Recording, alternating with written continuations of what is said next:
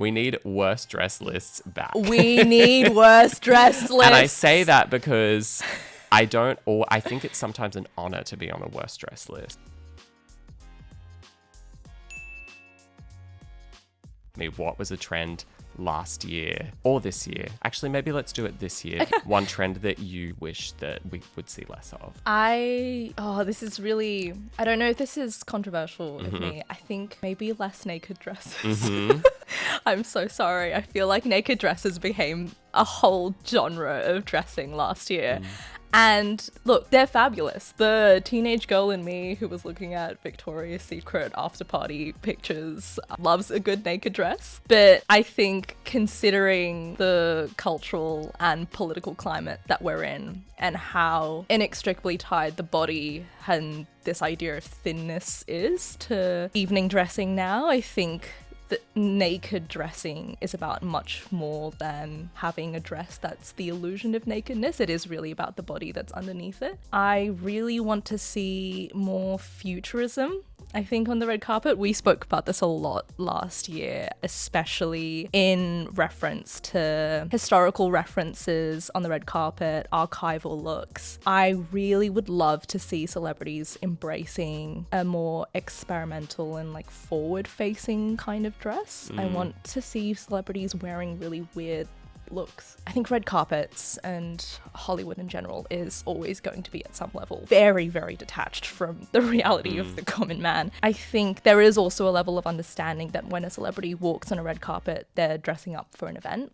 They have to look good. Whereas I think when you're approaching a red carpet like it is a spectacle that is going to be seen forever, that is going to be immortalized in all of these images, that is going to be shared and reshared. When celebrities start dressing digital first and like for an online world, it feels alienating almost. How is that translating to my reality? Not that I'm ever going to step onto a red carpet and wear that dress, but I feel like there was a time when you would look at a picture of a celebrity on a red carpet and want to recreate that look, where a red carpet was actually referential for your own life and the way that you would approach your own style. I can't think of a red carpet look in the last year or so where I felt that before. When I think about all my favorite red carpet looks from when I was a kid or a teenager, you've got like Natalie Portman doing her Star Wars prequels tour, and all of these celebrities in their jeans or just slip dresses and skinny scarves,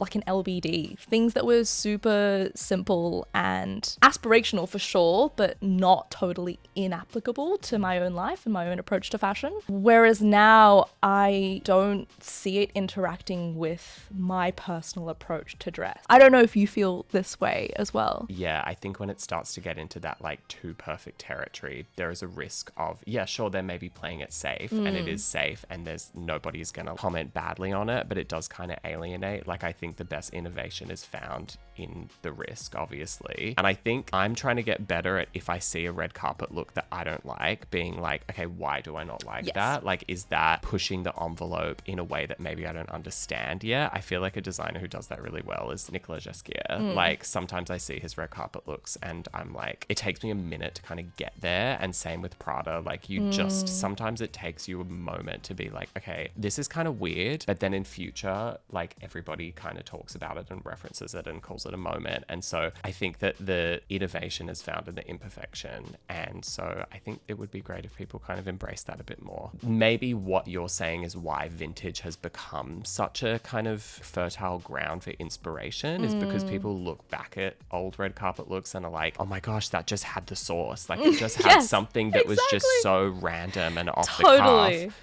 but was amazing at the same time. And when you think about like a Natalie Portman or like just people like that who were just wearing whatever they wanted, Anne Hathaway, another big one, people just wearing whatever they wanted to an award show and just being like, I'm here and I like what I'm wearing. We've maybe lost the spirit of that a bit. I know. I want that to come back. We need worst dress lists back. We need worst dress lists. And I say that because I think it's sometimes an honor to be on a worst dress list. I think that I love worst dress lists. If you're on a worst dress list, stylist, you're doing something that is maybe ahead of its time. Totally. No one people gets don't it. understand. They will get it. Yes. And I remember like reading my mum's magazines like back in the day, and there'd be like a best and a worst dressed, and I was like, I always like the worst dressed person a bit Totally. more, because I'm like, okay, there was a risk to it and there was a gamble, and you know, I feel like the Bjorks and the, you know, all those people who just really like did whatever. Being stylish means being, I think, 70% on the money and 30% completely missing your target. Totally. And actually, 100%. And also, big shout out here is Nicole Kidman's like chartreuse Yes. John Galliano dress. What a moment. The Dior in like 1997, I think that was. Yep. When she stepped onto the red carpet, there were people who like hated that color. Yep. And were like, this is so ugly. Yep. That just shows that people don't always know what they're talking about. No. Like, that dress is legendary. And, you know, I think as human beings, we often need a bit of time to really just like get it. Gladys, yes. what's the word that you want to define like red carpet style for the next year? Unserious. Unserious? Okay, I was going to say spontaneity, but I think unserious is probably better. No, I It think encapsulates unserious and spontaneous, I think, are of the same essence. They coexist. They're friends. Yes, 100%. I think what it seems like we both want is for celebrities, for stylists, for, you know, anyone that we're seeing on a red carpet to just have fun. I think last year there was this overt, I don't know, like maybe this somber mood about dressing, and not somber in a like a funereal way. Just there was this real heaviness to the clothing, this, you know, restriction of the body.